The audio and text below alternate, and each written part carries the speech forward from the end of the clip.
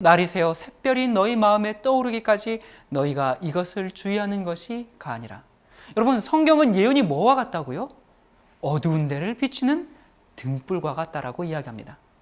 또 우리 요한복음 14장 29절 말씀을 한번 보도록 하겠습니다. 이제 일이 이루기 전에 너희에게 말한 것은 일이 이룰 때에 너희로 믿게 하려 함이라. 여러분, 인간의 구원을 이루실 때 반드시 앞으로 될 일을 말씀하시고 그 다음에 시행하십니다. 여러분, 성경 전체는 하나의 예언이고 그리고 그것을 성취해 나가는 것입니다. 자, 우리가 왜 예언을 연구해야 하는가? 하나님께서 세상 역사의 시작과 진행과 끝을 미리 아시고 주장하시는 전능하신 하나님이다라는 사실에 대한 확신을 우리가 갖게 됩니다. 또 두 번째, 세상의 역사 가운데 어떻게 하나님의 뜻과 계획을 관철시켜 오셨고 또 미래에 무엇을 이루려는지 우리가 알고 믿기 위하여 우리는 예언을 연구해야 합니다. 그리고 특별히 마지막 시대에 이 성도들이 임박한 위기와 사건들을 우리가 확실히 대처하기 위해서 예언을 연구해야 합니다. 그리고 네 번째, 구속의 계획의 이 마지막 최종적인 성취를 눈앞에 두고 우리 각자는 어떠한 역할들을 해야 할지 우리가 자각하고 또 깨닫기 위해서 이것이 필요합니다. 그리고 다섯 번째, 우리가 지나간 역사와 또 다가올 미래에 대한 계시를 통해서 하나님의 목적이 이루어져 나감을 확신하게 되고 우리가 무엇을 위해 어떻게 살아야 할지에 대한 올바른 가치관을 갖게 됩니다. 그리고 우리가 예언을 연구할 때 정말 영적인 경험과 신앙 부흥을 가져오게 됩니다. 그리고 이 예언은 온 세상에 알려야 할 책임과 사명이 우리에게 주어졌습니다. 예수님은 우리에게 예언 연구의 중요성을 계속 강조하셨습니다. 특별히 사탄은 이 성경의 예언에 대해서 사람들이 연구하지 못하도록 눈을 멀게 하고 있습니다. 그렇기 때문에 우리는 이러한 이유들 때문에 또 더 많은 이유들이 있겠지만 예언을 연구하고 알아야 하는 것입니다. 자, 성경에 보면 구약과 신약, 우리 구약과 신약이라고 나누죠. 그러면 이 구약과 신약 할 때 이 약이 무엇인가? 아마 이건 기초적인 것이니까 여러분들 잘 아실 겁니다. 근데 맞습니다. 약속할 때 그 약입니다. 구약과 신약은 한 가지 약속을 하고 있는데 도대체 무엇에 대한 약속인가?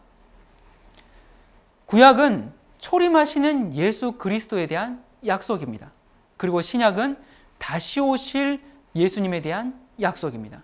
초림 때는 예수께서 오셔서 우리를 죄로부터 구원해 주셨고 그리고 재림하심으로 말미암아 우리를 죄악 세상에서 구원해 주실 것입니다.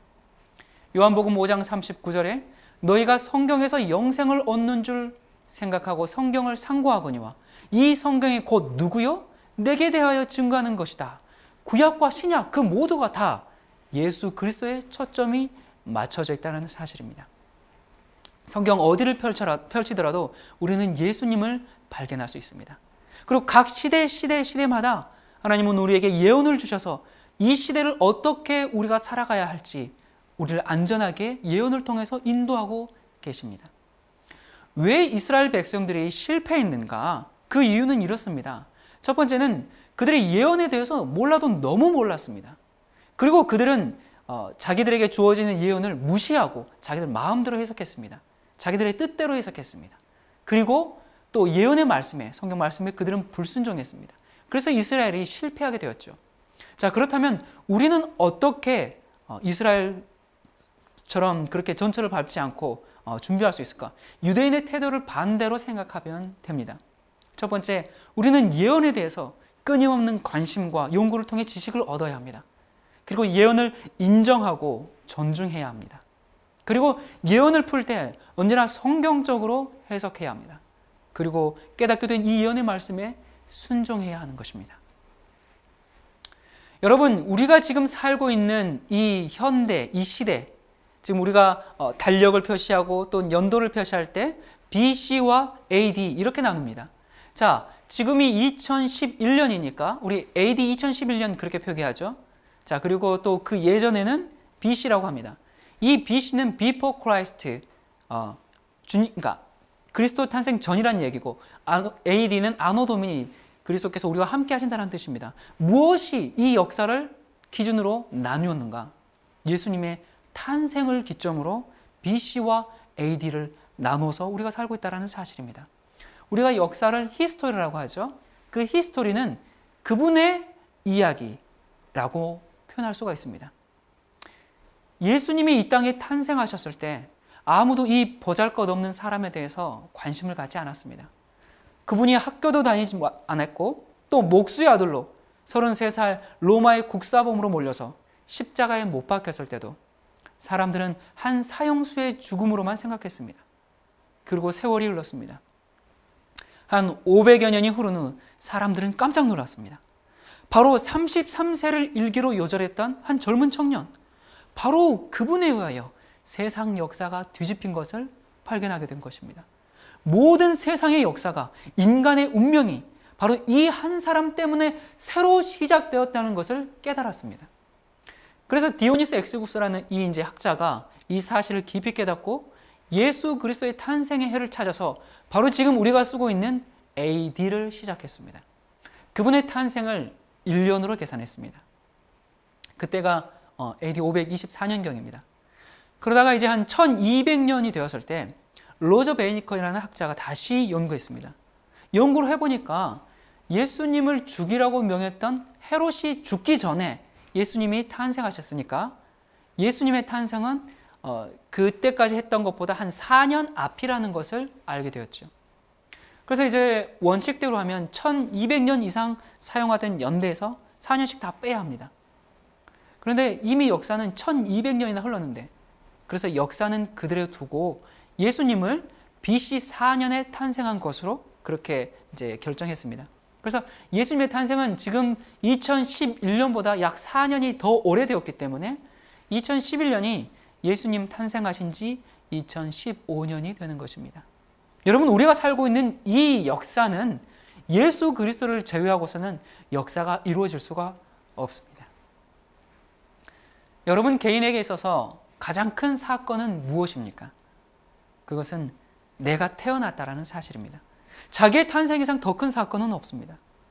여러분, 이 세상 역사에서 제일 큰 사건은 예수 그리스도께서 탄생하신 사건입니다.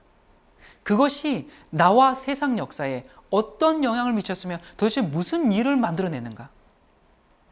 도대체 예수 그리스도 그분은 과연 누구신가? 2000여 년 전에 이스라엘의 북쪽 알려지지 않은 산간마을 나사렛에서 자라나서 공식적인 학교 교육도 받지 못하고 목수로서 30년을 지낸 뒤에 3년 반 후에는 로마 제국의 국사범으로 기소되어서 33세를 일기로 처형된 그 예수는 과연 누구일까? 왜 사람들이 그 예수를 구세주라고 믿는가? 아니, 어떻게 그분이 구세주가 될 수 있을까? 우리가 어떻게 이 사실을 믿을 수가 있을까요? 이것은 그냥 믿어도 그만 안 믿어도 그만 그런 문제가 아닙니다. 이것은 사람의 영원한 운명이 걸린 이 믿음을 우리가 어떻게 가질 수 있을까요? 그분이 선한 일을 많이 했기 때문에 그분이 우리의 메시아가 되고 구세주가 될까요? 그렇지 않죠. 그렇다면 선한 일을 많이 한 사람은 예수님 외에도 많습니다. 공자, 석가, 소크라테스, 그분들도 다 선한 분입니다. 그분들이 선하기 때문에 우리의 구주고 하나님의 아들이 아닙니다. 그분이 십자가에 돌아가셨기 때문에요? 죄송하지만 십자가에 죽은 사람이 한두 사람이 아닙니다. 예수님 당시에 로마의 식민지 사람들이 반역을 일으키면 전부 십자가에 죽였습니다.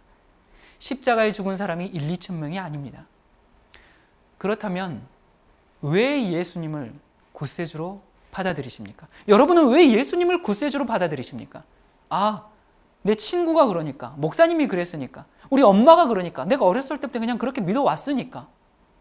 여러분, 이 문제에 대해서 심각하게 생각해 보신 적이 있으십니까? 자, 예수님이 메시아, 그리스도임을 무엇으로 증명할 것입니까? 누가 물으면 도대체 뭐라고 대답할 것입니까? 이것은 매우 중요한 문제입니다. 예수님이 살아계실 때 그토록 예수님을 가까이 쫓았던, 정말 예수님과 함께 나는 죽겠습니다 하는 그렇게 호언장담하던 그런 제자들이 예수님이 십자가에 달려 돌아가셨을 때 다 도망갔습니다. 예수님이 살아계신 동안 많은 이적을 베풀었습니다. 물고기 2마리와 보리떡 5개로 5,000명을 먹였죠. 또 그 떡을 제자들은 먹었습니다. 그리고 문둥병자가 낫는 것을 보았습니다. 소경이 눈을 뜨는 것을 보았습니다.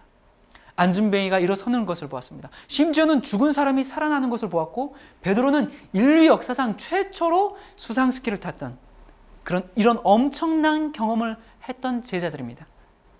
그런데도 예수님이 십자가에 달려 돌아가시자 다 흩어졌습니다. 여러분, 여기에서 아주 분명한 것은 우리를 구원하는 믿음은 이적 위에 서서는 안 된다는 것입니다. 병이 낫기 때문에 나는 믿는다. 여러분, 그럼 병이 재발하면 어떻게 할 것입니까? 사업이 잘 되기 때문에 나는 믿는다. 사업이 망하면요. 또 자녀들이 대학 가고 좋은 직장에 가고 자녀들이 건강하고 그렇게 자녀들에게 대한 복이 있기 때문에 나는 믿는다. 그 자녀들에게 문제가 생기면 어떻게 할 것입니까? 여러분, 이적을 보고 믿음의 기초를 쌓는 것은 허물어지는 기초입니다. 죽은 사람이 살아나는 것을 보고도 이적을 통하여 만든 떡을 먹고, 그러나 그것이 믿음의 기초가 아니라는 사실을 제자들을 통해서 확인하시기 바랍니다. 예수님을 믿는 신앙을 가진 까닭을 이적이나 기적 위에 두신 분이 계시면 여러분, 포기하십시오. 결코 눈으로 본 어떤 것이나 어떤 특별한 경험이 믿음의 기초가 될 수 없음을 우리는 바로 제자들을 통해서 확인하지 않습니까? 이러한 이적과 능력을 보고도 예수님이 십자가에 달려 돌아가시자마자 다 낙심하여 흩어져 버린 이런 이들을 도대체 예수님께서 어떤 방법으로 회복시키셨을까? 누가복음 14장에 보면 예수님이 부활하신 날 저녁에 이제 무서워 숨어있는 제자들에게 나타났죠. 여러분 중에 내가 꿈에라도 한번 예수님을 보면 믿겠다, 그런 말을 하는 사람들이 있습니다. 그런데 정말 무서워 숨어있는 제자들에게 예수님이 나타났습니다. 평강이 있을지어다. 그때 제자들의 반응이 어땠습니까? 와, 귀신이다 그러면서 의심했습니다. 오죽했으면 나 유령 아니다 그러면서 날 만져보라 하셨겠습니까? 제자들이 부활한 예수님을 만났어도 그들의 믿음은 확고해지지 못했습니다. 여러분이 예수님을 꿈이나 생시에 만난다고 할지라도 그것마저도 믿음의 기초가 될 수 없습니다. 그게 정말 예수님인지 아니면 귀신인지 그게 우리가 어떻게 알겠습니까? 자, 그런 많은 이적을 베풀고 부활하여 나타났는데도 그래도 믿지 못하는 제자들을 도대체 예수님께서 어떻게 하셨길래 나중에는 예수님을 위해서 목숨까지 버린 제자들로 만들 수 있었을까? 이 구제불능의 제자들에게 믿음을 갖게 한 것이 무엇이었을까? 저는 오늘 성경 연구 가운데서 가장 중요한 성경을 연구하려고 합니다. 예수님이 부활하신 다음에 제일 먼저 하신 그 일을 우리가 지금 할 것입니다. 예수님이 부활한 예수님을 보고도 제자들이 믿지 못했는데 그 믿지 못하는 제자들을 바로 이 방법을 통해서 믿게 하셨습니다. 자, 우리 누가복음 24장 27절부터 우리 말씀을 좀 보도록 하겠습니다. 이에 모세와 및 모든 선지자의 글로 시작하여 모든 성경에 쓴 바 자기에 관한 것을 자세히 설명하시니라. 또 이르시되 내가 너희와 함께 있을 때에 너희에게 말한 바 곧 모세의 율법과 선지자의 글과 시편에 나를 가리켜 기록된 모든 것이 이루어져야 하리라 한 말이 이것이라 하시고 이에 저희 마음을 열어 성경을 깨닫게 하시고. 여러분, 부활한 예수님이 제일 먼저 하신 일이 무엇입니까? 보리떡을 또 다시 만드셨습니까? 아닙니다. 이적을 다시 베풀지 않았습니다. 예수님이 제자들을 만나서 제일 먼저 하신 일은 성경을 다시 가르치셨습니다. 그날 성경 연구 제목이 뭐예요? 모세율법, 선지자의 글, 시편. 다시 말하면 구약 성경 전부입니다. 예수님께서 구약 성경을 펼쳐 놓으시고 내가 누구인지를 자세히 가르치셨습니다. 그것이 부활한 예수님이 제자들에게 하신 바로 첫 번째 일이었습니다. 여러분, 이적을 다시 베풀지 않았습니다. 이적을 보고 믿는 것은 무너지는 그런 믿음이기 때문에 그렇습니다. 제자들이 3년 이상 예수님을 쫓아다녔는데 예수님이 누군지 모르고 쫓아다녔습니다. 떡을 만드니까 배가 불러서, 또 병자를 고치니까 재밌거든요. 아주 흥미진진하거든요. 사람들의 시선이 주목되거든요. 마치 정치운동하는 젊은이들처럼, 유세에 쫓아다니는 군중처럼 그렇게 이리저리 쫓아다녔습니다. 낙선하면 다 흩어지듯이. 예수께서 내가 누구인지 구약 성경의 신원을 조회해보고 확신하라는 것입니다. 이 성경 연구가 끝났을 때 그들은 목숨을 내놓을 각오가 되어 있었습니다. 그들은 하나님의 자녀로 변해 있었습니다. 오늘 똑같은 일이 여러분에게도 다시 한번 일어나기를 간절히 바랍니다. 자, 여긴 지금 서울역인데요. 이 서울역에서 한번 이제 이런 약속을 했다고 생각해 보십시다. 1월 14일에 그날 오후 3시에 제가 조금 표현을 이렇게 했습니다만 노란색 모자를 쓰고 또 선글라스를 끼고 파란색 외투를 입고 빨간색 바지를 입고 또 무릎까지 오는 장화를 신고 자, 우리 서울역에서 1월 14일 오후 3시에 만나자. 자, 여러분 이 사람을 알아보는데 몹시 어렵겠죠? 네, 제가 지금 인상착의를 몇 가지 말했을 뿐이지만 그 시간, 그 장소에 똑같은 인상착의를 한 다른 사람이 나타날 수 있는 확률은 정말 수천만 분의 1이 지나지 않습니다. 그런데 예수님의 경우에는 이러한 조건을 성취해야만 하나님의 아들이다 하고 예수님의 출생, 그분의 생애, 그분의 죽음, 그리고 부활 이 모든 것에 관하여 총 300여 개가 넘는 예언을 미리 다 해 놓으셨습니다. 자, 그래서 우리 요한복음 5장 39절 우리 다시 한번 읽어볼까요? 너희가 성경에서 영생을 얻는 줄 생각하고 성경을 상고하거니와 이 성경이 곧 누구에 대하여? 내게 대하여 증거하는 것이로다. 여러분, 예수님께서 이 성경이 하던 그 성경은 구약입니까? 신약입니까? 네? 예수님 당시에는 신약 성경이 없었습니다. 그래서 구약 성경이 예수님이 누구인지 신원을 조회해주는 책입니다. 오늘 어떤 교파에서는 아주 구약 성경을 이제 우리는 은혜의 시대고 신약의 시대이기 때문에 그리스도께서 통치하시는 시대이기 때문에 구약은 안 봐도 된다. 이런 정말 황당한 이야기들을 하는 그런 또 교단이 있더라고요. 자, 구약 성경이 예수님이 누구인지 신원을 조회해주는 책입니다.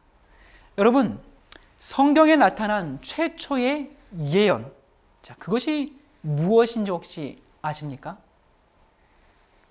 창세기 3장 15절은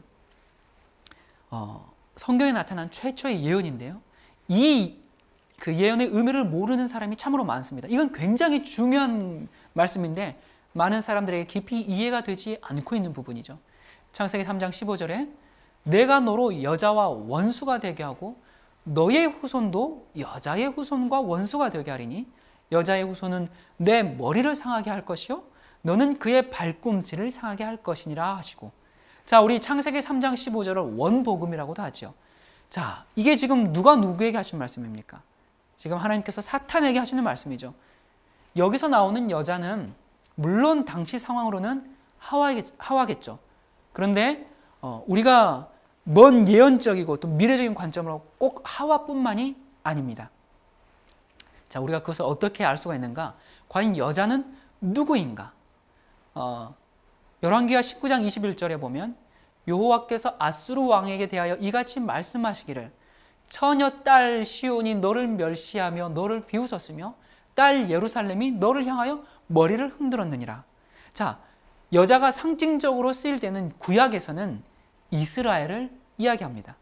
자, 그리고 고린도후서 11장 2절에는 내가 하나님의 열심으로 너희를 위하여 열심내노니 내가 너희를 정결한 처녀로 한 남편인 그리스도께 드리려고 중매함이로다.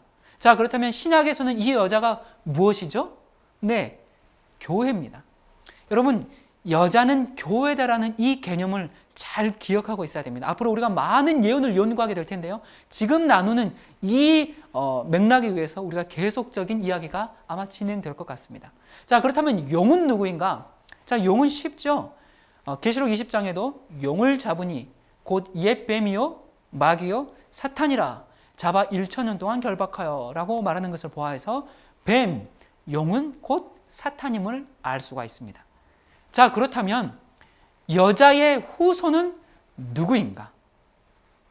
갈라디아서 4장 4절에 보면 때가 참에 하나님이 그 아들을 보내사 여자에게서 나게 하시고 또 율법 아래 나게 하신 것은이라고 기록되어 있습니다. 여러분, 누가 누구를 낳고 할 때 남자 이름이 나옵니까? 여자가 나옵니까? 네, 낳는 것은 여자가 낳지만 남자 이름이 나오죠. 아브라함이 이삭을 낳고 이삭이 야곱을 낳고 뭐 이런 식으로 계속 진행되지 않습니까? 그런데 예수 그리스도만은 남자와 상관없이 여자를 통해서 성령으로 잉태해서 탄생하신 분이죠. 그런 의미에서 여자에게서 났다고 할 수 있고요. 또 갈라디아서 3장 16절에 보면 이 약속들은 아브라함과 그 자손에게 말씀하신 것인데 여럿을 가리켜 그 자손들이라 하지 아니하고 오직 하나를 가리켜 내 자손이라 하셨으니 곧 누구요? 그리스도라. 즉 구약의 여자 누구였습니까? 구약의 여자는 이스라엘이었죠. 아브라함의 혈통이었단 말입니다. 그 혈통에서 났다 해서 여자의 후손은 이렇게 우리가 알아볼 수가 있습니다. 자, 그래서 성경에 이 세 주인공이 나옵니다. 성경 어디를 봐도 이 주인공들과 무관한 그런 성경은 없습니다. 여자가 나오죠. 여자는 신약에서는 교회입니다. 자, 그리고 용 사탄이 있고 아들 예수. 자, 이 세 주인공을 통해서 성경 창세기부터 계시록까지 역사가 흘러가고 있습니다. 자, 그렇다면 용의 후손, 뱀의 후손은 누구인가? 자, 우리 여자가 누군지 신호는 밝혔습니다. 근데 뱀의 후손이 누구인지는 사람들이 좀 깊이 생각하지 않습니다. 여자는 온 세상에 다 드러나 있어요. 또 교회, 예수, 그런 신앙은 공개되어 있습니다.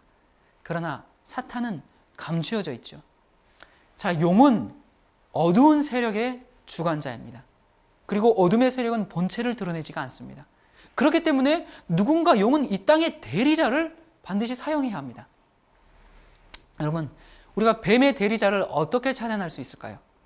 사탄을 대신해서 일하고 있다. 와, 이건 어마어마한 사건이죠. 근데 그 대리자가 이 땅에 지금 있다는 것입니다. 그럼 어떻게 찾을까? 우리가 앞으로 계속 이 문제에 대해서 깊이 있게 연구하는 시간들을 갖게 될 것입니다. 자, 그리고 이 땅에서 여자와 여자의 후손을 공격하는 모든 세력과 권세는 용의 후손이다. 자, 그냥 기독교 신앙을 핍박하는 그런 사람들 말고 우리는 역사에서 구약에서 이스라엘을 공격한 세력이 누군가, 그것을 또 예수님을 공격한 세력이 누군가, 또 신약에서 교회를 핍박하는 세력이 누군가, 그것을 찾아보면 용의 후손, 뱀의 후손을 찾을 수가 있습니다.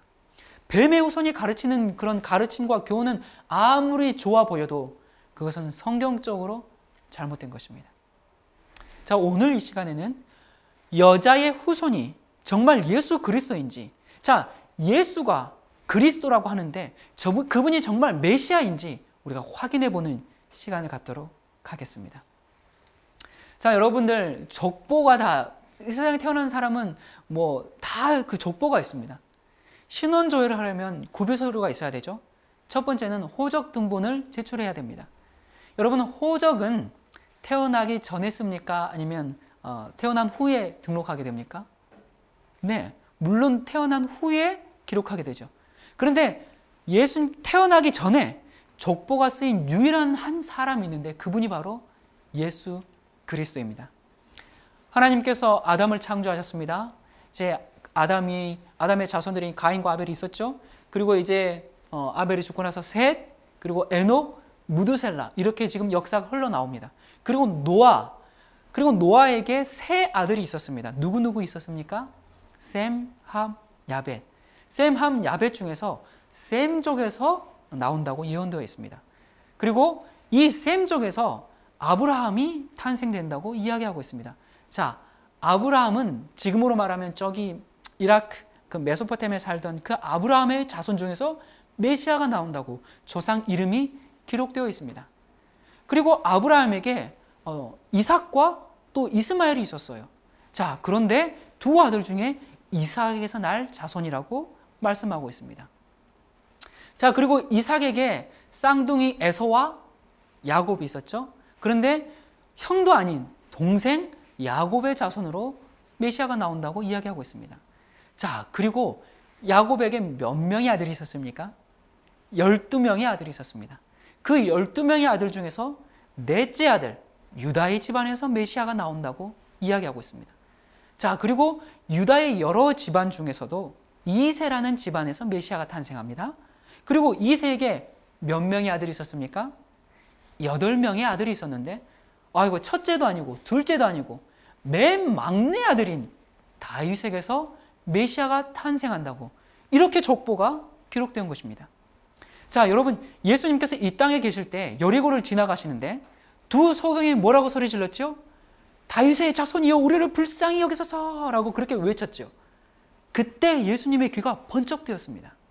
왜냐하면 예수님을 다윗의 자손이여 라고 부른 것은 당신은 하나님이 약속하신 메시아입니다. 바로 지금 우리가 쭉 보았던 이 족보를 보았죠? 바로 그것을 당신은 메시아입니다 라는 그 고백입니다. 메시아는 다윗의 자손이어야 하기 때문에 그렇습니다. 자, 이렇게 해서 예수님이 탄생하기 전에 벌써 호적이 다 만들어졌습니다. 이러한 족보를 가지고 이러한 어머니에게서 태어난 사람은 세상에 하나밖에 없습니다. 여러분, 신약을 딱 이렇게 신약성경을 펼치면 첫 번째 책이 무슨 책입니까? 마태복음이 나오죠. 자, 마태복음 첫 장 한번 읽어볼까요? 자, 첫 장을 딱 펴면 무슨 내용이 나오죠? 네, 계속 낳고가 나옵니다. 여러분, 왜 신약 성경을 시작할 때 예수님의 족보부터 썼을까요? 이유는 매우 간단합니다. 그때 당시 목수의 아들로 태어나서 33세에 끔찍하게 죽은 그 사형수를 이분이 바로 메시아입니다, 인간의 구세주입니다 라고 그렇게 믿게 하는 것이 지금보다 쉬웠을까요? 어려웠을까요? 훨씬 어려웠습니다. 그걸 누가 믿겠습니까? 그래서 마태는 예수님의 호적을 내놓은 것입니다. 여러분, 호적을 대조해 보십시오라고 그렇게 쓰기 시작한 것이죠. 그렇게 해보니까 어땠어요? 도장 하나 찍어줘야죠. 호적 대조필. 여러분, 창세기 3장 15절에 약속한 그 메시아의 예고된 족보하고 베들레헴에서 태어난 그 예수님의 족보하고 맞춰보니까 딱 맞는 것입니다. 우리가 예수님을 메시아로 믿는 까닭은 호적 대조 결과입니다. 세상에 내가 인간을 구원할 구세주다 그렇게 주장하는 사람이 많아요. 한국에만 해도 한 300여 명 된다고 하죠. 또 문씨, 이씨, 저기 돌나라, 석국, 신나라, 또 계련선 밑에 가면 우글우글 합니다. 세계적으로는 한 300명이 넘는다고 해요. 여러분, 왜 그들이 가짜 메시아일까요? 성경에 문씨 족보가 없습니다. 호적이 안 맞습니다. 그래서 안 믿는 것입니다. 성경에 메시아 족보가 하나밖에 없습니다. 그게 바로 마태복음 1장에 호적부터 내놓은 이유인 것입니다. 자, 신원조회를 할 때 호적 등본 말고 또 뭐가 필요하죠? 최근 3개월 이내 찍은 상반신 사진이 첨부돼야 합니다. 그런데 그만 아쉽게도 구약시대에는 사진기가 있었어요? 없었어요? 없었습니다. 사진이 있었으면 사진 찍어서 이렇게 사진을 보낼 텐데 인터넷도 없고 요즘 같으면 그냥 디지털 카메라로 딱 찍어서 첨부 파일로 딱 보내면 될 텐데 아무 그런 사진이 우리에게 넘어오지 않았습니다. 그런데 놀랍게도 예수님 오시기 700여 년 전에 기록된 이사야 53장에 보면 하나님의 아들의 사진이 보내졌습니다. 이사야 53장 2절부터 3절입니다. 그는 주 앞에서 자라나기를 연한 순 같고 마른 땅에서 나온 줄기 같아서 고운 모양도 없고 풍채도 없은즉 우리의 복에 흠모할 만한 아름다운 것이 없도다. 그는 멸시를 받아서 사람에게 실어버린 바 되었으며 간고를 많이 겪었으며 질고를 아는 자라. 마치 사람들에게 얼굴을 가리우고 보지 않음을 받는 자 같아서 멸시를 당하였고 우리도 그를 귀히 여기지 아니하였도다. 여러분, 예수님이 어떤 분이세요? 잘생기지가 않았어요. 고운 모양이 없으면 풍채라도 좋으면 있으면 좋을 텐데 풍채도 없습니다. 딱 보니까 마른 땅에서 나온 줄기 같아요. 무공의 콩나물 같이 그냥 빼짝 말랐어요. 아마 저처럼 많이 말랐나 봅니다. 그래서 딱 보면 무슨 생각이 들어요? 깔보고 싶은 생각이 드는 그러한 외모를 가지고 있다라고 기록하고 있습니다. 그리고 53장 5절에 그가 찔림은 우리의 허물을 인함이요 그가 상함은 우리의 죄악을 인함이라. 그가 징계를 받음으로 우리가 평화를 누리고 그가 채찍에 맞음으로 우리가 나음을 입었도다. 여러분, 예수님의 생애는 무시당하는 생애, 맞고 찢기고 상하는 일을 겪겠다고 기록되어 있습니다. 그리고 53장 7절에 그가 곤욕을 당하여 괴로울 때에도 그 입을 열지 아니하였으며 마치 도수장으로 끌려가는 어린 양과 털 깎는 자 앞에 잠잠한 양같이 그 입을 열지 아니하였도다. 마지막 잡혀 죽으러 가면서도 아무 말 없이 끌려간다는 것입니다. 자, 그리고 8절요. 그가 곤욕과 신문을 당하고 끌려갔으나 그 세대 중에 누가 생각하기를 그가 산자의 땅에서 끊어짐은 마땅히 형벌받을 내 백성의 허물을 인함이라 하였으리요. 여러분, 예수님이 십자가에 돌아가실 때 구속영장이 있어서 잡혀가신 게 아닙니다. 성전 전속 조폭들에게 끌려가셨습니다. 그래서 사람들은 생각하기를 그가 저 사람이 저렇게 죽는 것은 마땅하다. 아무도 저분이 인간의 죄를 위해서 죽으신구나 이렇게 생각하는 사람이 없을 것이라고 예언되어 있는 것입니다. 자, 그리고 또 이사야 53장 9절에 보면 예수님이 어디에 묻힐지가 예언되어 있습니다. 그는 강포를 행치 아니하였고 그 입에 괴사가 없었으나 그 무덤이 악인과 함께 되었으며 그 묘실이 부자와 함께 되었도다. 자, 여기 보니까 죽을 때는 누구와 함께 죽어요? 악인들과 죽어요. 자, 그리고 매장은 부자가 준비한 무덤에 들어간다는 것입니다. 자, 이것이 정말 성취되었는가? 마태복음 27장 57절과 60절에 보면 저물었을 때에 아리마대 부자 요셉이라 하는 사람이 왔으니 그도 예수의 제자라. 바위 속에 판 자기 새 무덤에 넣어놓고 큰 돌을 굴려 무덤 문에 놓고 가니. 여러분, 예수님이 살인 강도와 함께 죽으셨지만 국회의원 아리마대 요셉이라는 사람이 만든 무덤에 들어가셨습니다. 악인과 함께 죽지만 장래는 부자의 묘에 들어간다는 예언이 놀랍게 성취된 것입니다. 여러분 가운데 모태신앙인들 많으시죠? 저도 모태신앙입니다. 제자들은 어렸을 때부터 믿은 모태신앙입니다. 이 얘기를 수없이 들었는데 건성으로 헛믿었습니다. 제자들이 성경을 알았다면 예수님이 끌려가고 악인 틈에서 죽으실 때 오히려 믿음이 확고해졌을 것입니다. 이사야 예언이 성취됐어. 이분은 메시아야. 그렇게 믿음이 굳어져야 했을 때 그들은 성경을 깨닫지 못함으로 믿음이 없어졌다는 사실입니다. 예수님께서 부활하신 다음에 이 믿어도 헛믿은 제자들아, 신앙의 연수가 니네들의 신앙을 결정짓는 것이 아니다. 너희가 이렇게 어찌 어리석냐. 떡이나 만드니까 먹기나 하고 병자 고치니까 구경이나 하고. 그들의 믿음이 근본적으로 잘못됐다는 것을 지적하시고 그들의 믿음을 다시 세우신 것입니다. 여러분의 믿음이 성경을 깨닫고 믿는 믿음이 되시기를 바랍니다. 그것이 믿음의 기초가 되어야 합니다. 자, 우리 또 한번 살펴볼까요? 예수님께서 오시기 1000년 전에 기록된 시편에 보면 예수님의 가족 관계가 나와 있습니다. 시편 69편 8절입니다. 내가 내 형제에게는 객이 되고 내 모친의 자녀에게는 외인이 되었나이다. 자, 가족들에게 버림을 당합니다. 그것이 요한복음에 그대로 성취되었죠. 우리가 살펴볼 필요가 없겠죠.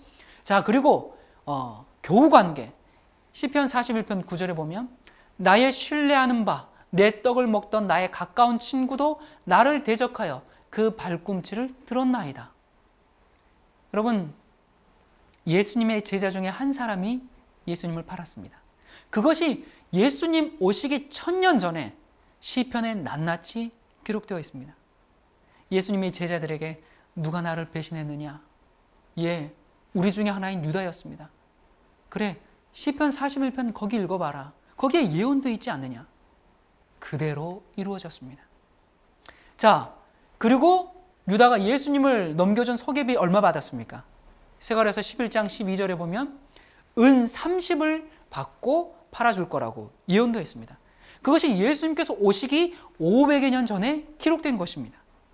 자, 그러면 이 은 30을 어떻게 했는가? 유산 정리를 어떻게 처리했는지 한번 볼까요?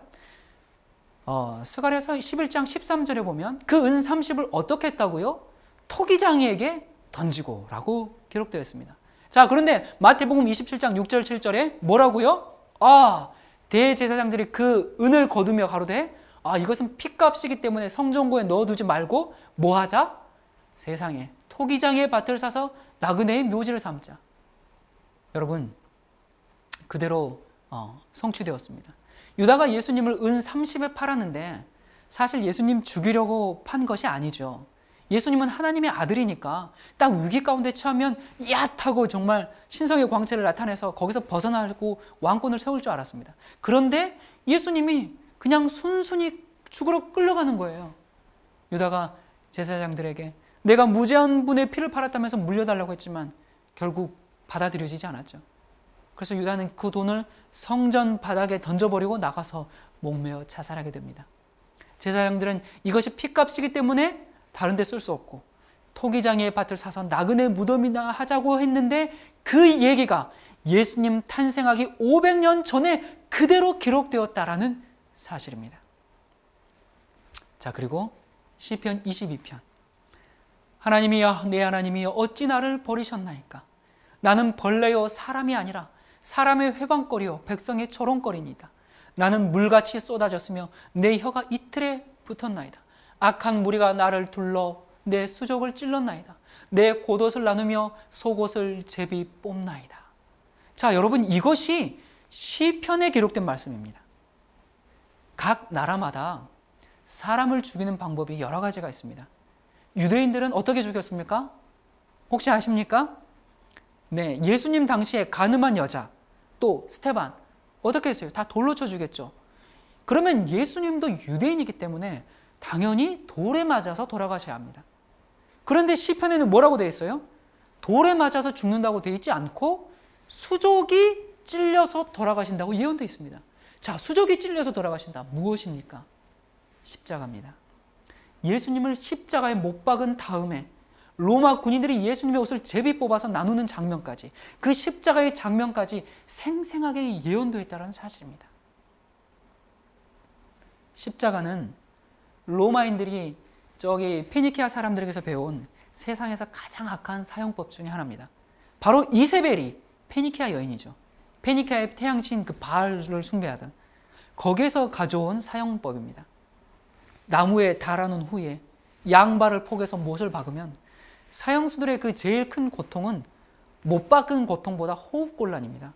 이렇게 못이 박혀서 몸이 축 처지면 흉곽이 조여들기 때문에 숨을 쉴 수가 없습니다. 그러면 산소 부족으로 온 뼈마디가 다 쑤시고 어그러져 버립니다. 그래서 다시 일어서려고 애쓰면 발이 찢어지죠. 그래서 숨을 한번 다시 쉬고 힘이 빠지면 또 처지게 됩니다. 그러면 흉곽이 다시 좁혀들면서 온몸이 저리기 시작합니다. 그래서 술을 줍니다. 예수님이 정말 고통스러웠기 때문에 그때야말로 술이 필요한 때가 아닙니까? 그때 술 마셨다고 누가 욕할 사람은 없습니다. 그러나 예수님이 맛보시고 그것이 술이어서 거절하셨다고 기록하고 있습니다. 여러분, 저는 오늘날 많은 기독교인들이 술을 아무 느낌 없이 마시는 것에 대해서 정말 놀라게 됩니다. 심지어는 어느 목사님들도 그냥 아무 거리낌 없이 취하지만 않으면 된다 그러면서 술들을 마시더라고요. 여러분, 우리는 예수님의 십자가를 바라볼 때 결코 그렇게 할 수 없음을 바로 이 말씀들을 보면서 깨닫게 되는 것입니다. 성경의 중심은 십자가입니다. 그런데 십자가가 신약에만 있는 것이 아니라 이미 어디에 있습니까? 이미 구약에도 있습니다. 성경의 맨 중심은 시편입니다. 여러분, 저는 성경 가운데서 모든 말씀을 다 좋아합니다만 시편 말씀을 가장 그래도 제가 제일 사랑하고 좋아하는 말씀인데, 아무나 성경을 딱 이렇게 가운데로 쫙 펼쳐 보십시오. 그럼 뭐가 나옵니까? 시편이 나옵니다. 성경의 맨 가운데 그 시편에 예수님의 십자가가 우뚝 서 있음을 기억하시기 바랍니다. 여러분, 우리는 짧은 시간에 창세기부터 우리 구약을 다 했습니다. 예수님께서 뭐라고 하셨죠? 이 성경이 곧 나에 대하여 증거한 것이다 라는 예수님의 말씀이 맞습니까? 맞습니다. 여러분, 이 예언도 놀라운데 창세기에 약속하신 그 메시아가 몇 년, 몇 월, 며칠, 몇 시에 돌아가신다는 그 시간까지 나온다면 정말 믿을만 합니까? 지금 있는 증거도 확실한데 시간까지 예언됐다면 이건 정말 빼도 박도 못하죠. 이건 정말 엄청난 얘기입니다. 우리 마태복음 26장 2절입니다. 너희의 아는 바와 같이 이틀을 지나면 유월절이라 인자가 십자가에 못 박히기 위하여 팔리우리라. 자, 예수님이 십자가에 돌아가신 절기가 그때가 유월절이었죠.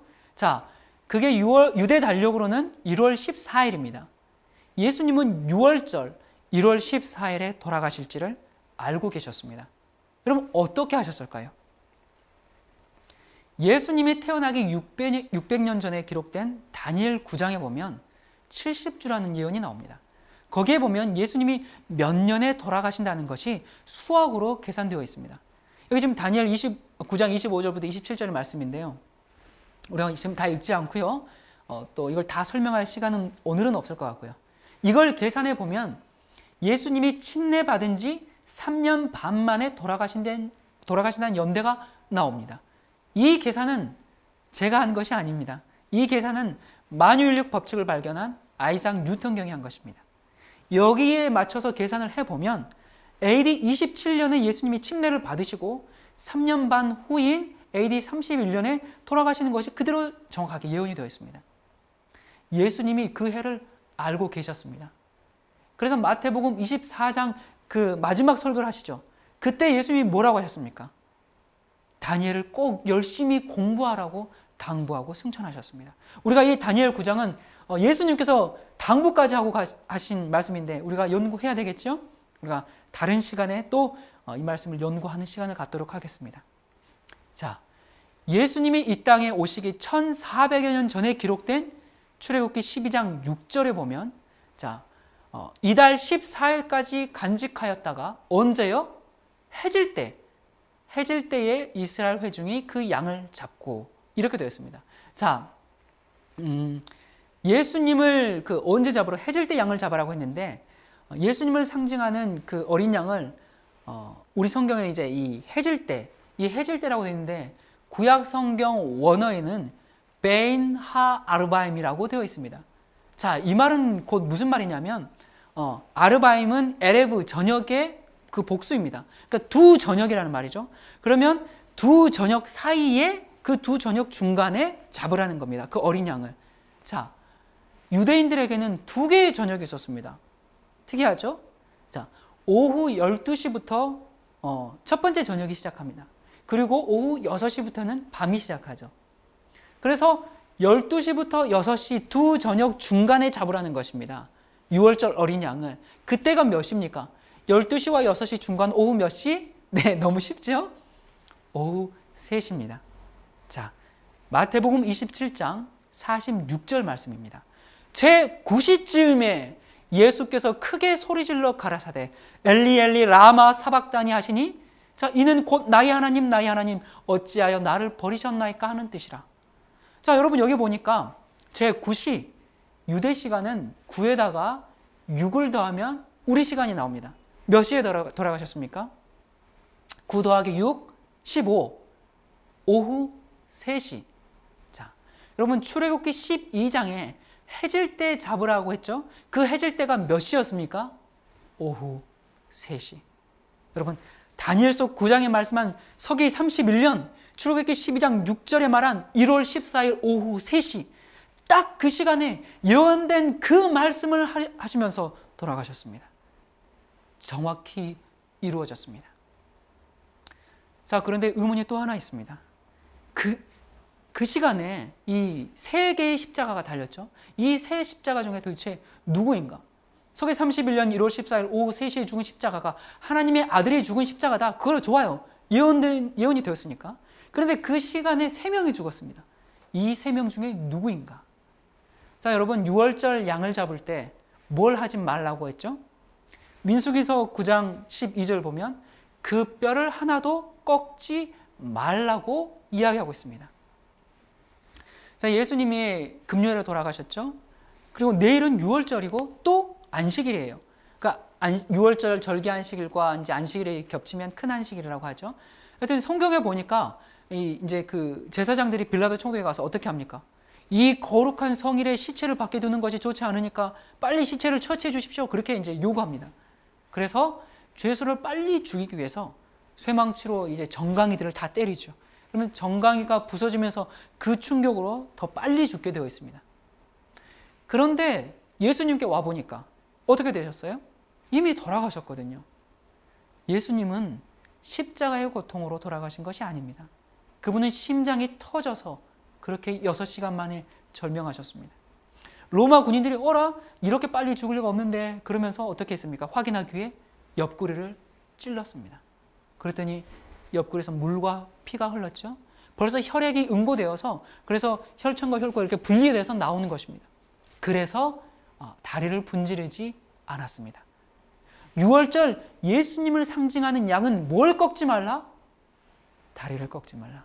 예언이 정확하게 이루어졌습니다. 그리하여 예수 그리스도는 이런 족보를 가지고 이런 일생을 살면서 AD 31년 1월 14일 오후 3시에 십자가에서 죽은 사람인데 뼈는 부러지지 않은 죄수가 누굽니까? 바로 구약 성경에 예언된 메시아가 분명합니다. 죽은 사람이 살아나는 것을 보고도 믿지 못하던 제자들이 바로 이 성경 연구가 끝난 즉시 그들의 마음은 확신으로 가득 찼습니다. 주님 됐습니다. 이렇게 분명한 진리라면 우리는 주님을 위해서 살고 죽을 수 있습니다. 그래서 그들은 이 복음을 가지고 세상에 나갔고 이 복음이 지금까지 전해져서 우리가 듣게 되었다는 놀라운 사실입니다. 하나님은 약속을 지키셨습니다. 여러분, 여러분에게는 예수께서 이 땅에 오심이 여러분에게 어떤 의미를 부여하십니까? 하나님의 아들이 십자가에 달리셨습니다. 그분의 살은 채찍에 맞아서 다 찢어졌습니다. 그처럼 자주 축복하시기 위해서 펴시던 그분의 손은 나무 막대기에 손이 못 박히셨습니다. 사랑의 봉사로 피곤할 줄 모르던 그분의 발도 나무 기둥에 못 박히셨고 그분의 고귀하신 머리는 가시관에 찔리셨습니다. 성남 파도를 잔잔케 하시고 거품이 있는 파도 위를 걸으셨으며 귀신들도 떨게 하시고 질병이 물러가게 하셨으며 소경의 눈을 뜨게 하시고 죽은 자를 살리셨던 바로 그분이 자기 자신을 제물로 십자가 위에 바치셨습니다. 왜 그랬을까요? 도대체 왜 그랬을까요? 하나님이 인간이 되어서 죽으시다니 왜 그러셨을까요? 단 하나의 대답은 사랑입니다. 하얀 눈이 수북이 쌓인 어느 추운 겨울날 강원도 깊은 산골짜기를 찾은 두 사람의 발걸음이 있었습니다. 나이가 지긋한 한 사람은 미국인이었고 젊은 청년은 한국인이었습니다. 깊은 눈 속을 헤쳐나가면서 마침내 한 무덤 앞에 섰습니다. 지긋한 이제 나이가 많은 미국인이 한국 청년에게 말했습니다. 이곳이 내 어머니가 묻힌 곳이란다. 미국인은 한국 청년에게 27년 전 이야기를 회상하며 얘기해 줍니다. 6.25 한국전쟁 때 치열한 전투 중에서 한 미국 병사가 강원도 깊은 골짜기로 후퇴를 하고 있었는데 갑자기 이상한 소리가 들려왔단다. 가만히 들어보니까 어디선가 아이 울음소리가 들리는 거야. 울음소리를 따라가 봤더니 울음소리는 저기 눈더미 속에서 들려오고 있었단다. 그래서 그 눈을 치우고 아이를 눈 속에서 꺼내기 위해서 눈을 치우는데 그만 그는 소스라쳐 놀라고 말았단다. 어떤 한 여인이 아기를 품에 안고 죽어 있더구나. 그리고 또 한 번 놀라운 것은 그 흰 눈 속에 파묻혀 있는 그 엄마가 옷을 하나도 걸치지 않은 알몸이었다는 사실이란다. 피난을 가던 이 아기 엄마는 깊은 골짜기에 갇히게 되자 아기를 살리기 위해서 자기가 입던 옷을 모두 벗어서 아이를 감싸고 허리를 구부려 그 아이를 끌어안은 채 얼어 죽어 있던 것이었단다. 그 모습에 너무 감격한 그 병사는 얼어있는 땅을 파서 그 아기 엄마를 묻고 엄마 품에서 울어대던 그 갓난아기를 미국으로 데리고 와 아들로 키웠는데 그 병사가 나고 그 아기가 바로 너란다.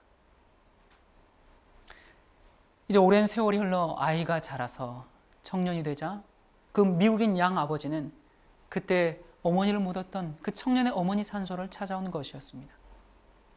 이 이야기를 들은 청년이 눈이 수북이 쌓인 그 무덤 앞에 무릎을 꿇었습니다.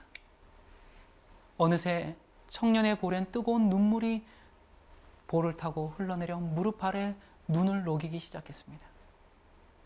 한참 만에 청년은 자리에서 일어났습니다. 그러더니 입고 있던 옷을 하나씩 벗기 시작했습니다. 마침내 그는 알몸이 되었습니다. 그리고 청년은 무덤 위에 쌓인 눈을 두 손으로 정성스럽게 다 치워냈습니다. 그런데 청년은 자기가 벗은 옷으로 마치 어머님께 옷을 입혀드리듯이 어머니의 무덤을 모두 자기 옷으로 덮었습니다. 그리고는 무덤 위에 쓰러지며 통곡을 합니다. 어머니, 어머니, 그날 얼마나 추우셨어요. 은혜로운 나의 어머니. 그립습니다. 자랑스럽습니다. 아니, 거룩하고 성스럽습니다. 보고 싶은 어머니, 꿈속에서라도 한번 볼 수 있다면.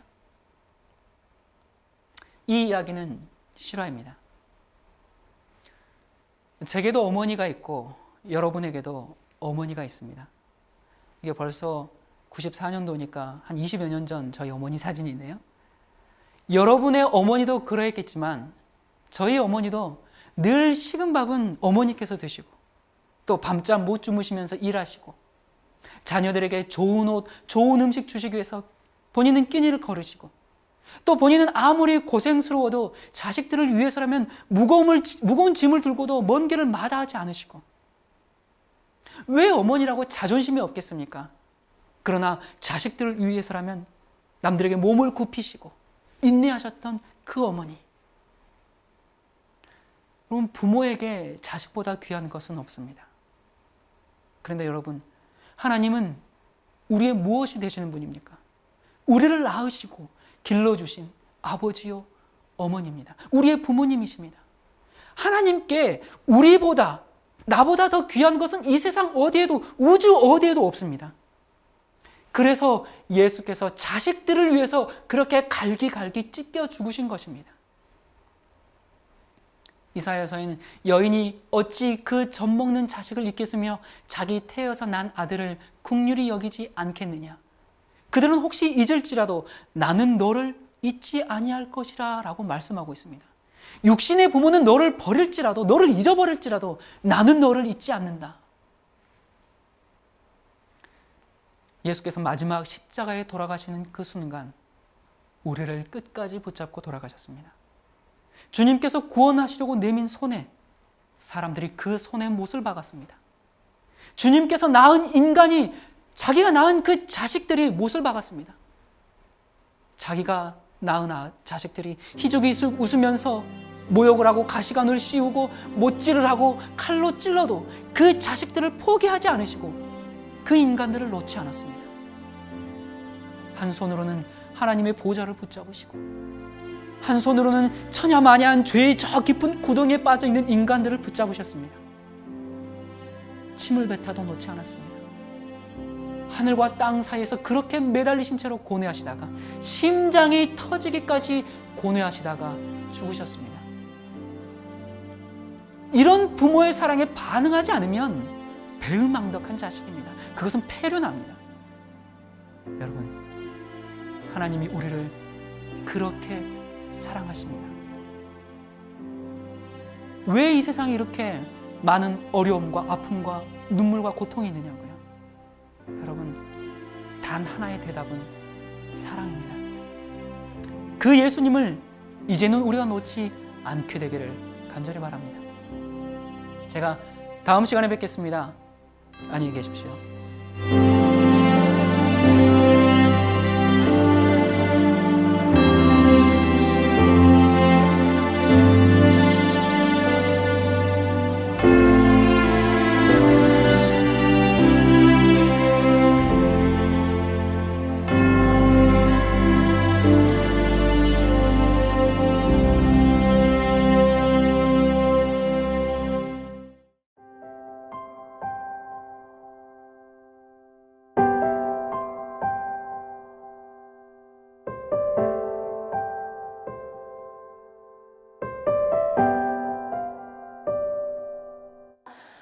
정말 멀리 있었고 내 안에 없었고 그냥 추상적이었던